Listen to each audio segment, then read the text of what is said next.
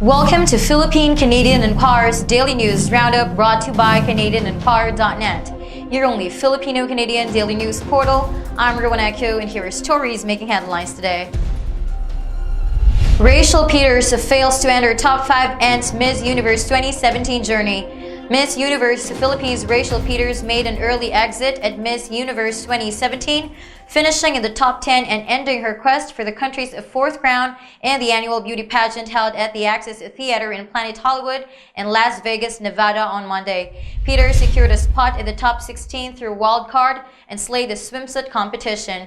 She entered the evening gown round and show off a light bluish-gray Val Taguba gown with high slit, but failed to make it to the top 5. Crowd favorites from Thailand and South Africa advanced to the top 5 round, or the question and answer portion, together with candidates from Venezuela, Colombia, and Jamaica. The last time the Philippines entered only as far as the top 10 was during Mary Jane Lastimosa's time in Miss Universe 2014.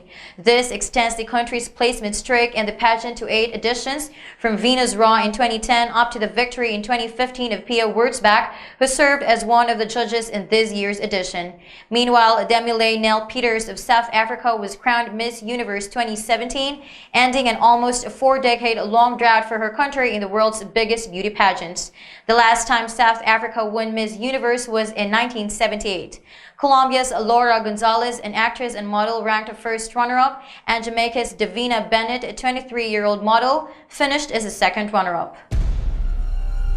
AGITA to testify against Chief Justice Sereno. Standing by his claims that Chief Justice Maria Lourdes Sereno has purportedly delayed the transfer of cases against the ISIS-inspired Maute group, Justice Secretary Vitaliano Aguirre II will testify in the impeachment proceedings against her. After receiving an invitation from the House Justice Committee to appear in the hearing, Aguirre said he will be attending on Tuesday. The Chief Justice is currently facing an impeachment complaint filed by lawyer Lorenzo Larry Gadon for allegedly delaying Aguirre's request to transfer Maute cases outside Mindanao.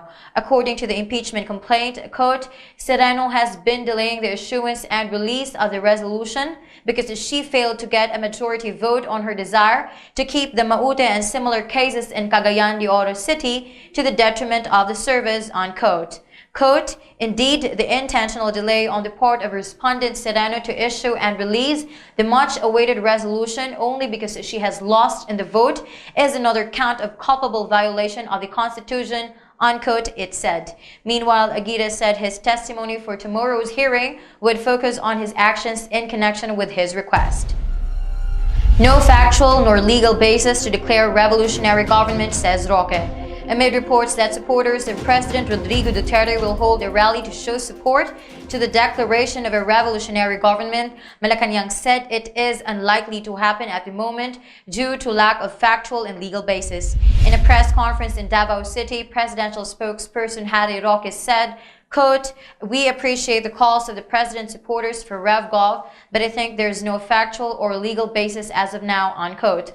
Roque recalled that Duterte said he considered doing so as a retaliation to those who seek to oust him from office, but stressed that such threats are not visible today. Quote, the president has said that he will consider a revolutionary government if destabilizers will persist in their plan to have him removed from office. Now, I stress we don't see any such threat in the near future, unquote, Roque said.